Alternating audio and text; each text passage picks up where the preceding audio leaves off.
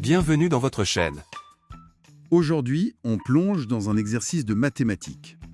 Un calcul de somme qui, franchement, au premier abord, a l'air un peu rébarbatif.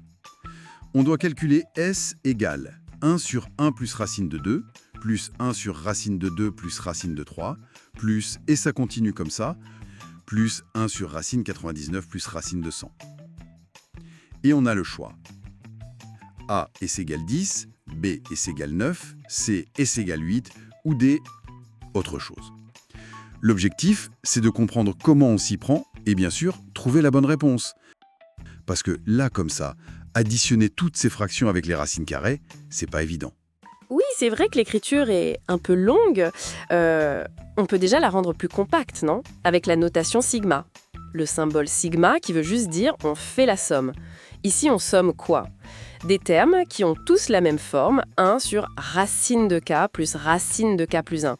Donc S égale sigma pour k de 1 à 99 de 1 sur racine de k plus racine de k plus 1.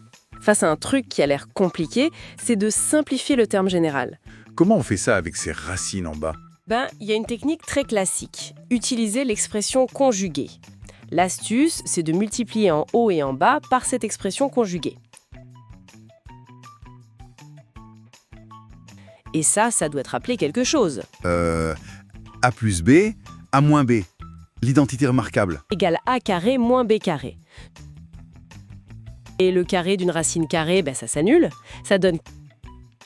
Le dénominateur devient juste moins 1. Notre somme S, elle devient la somme, pour k de 1 à 99, de racine de k plus 1 moins racine de k.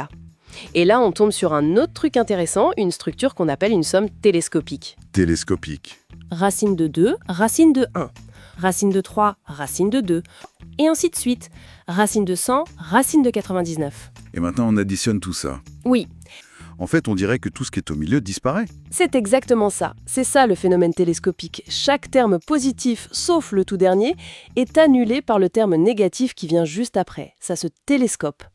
Toute cette longue somme S se réduit de manière spectaculaire à racine de 100, racine de 1, S égale 10 moins 1. ce qui fait 9.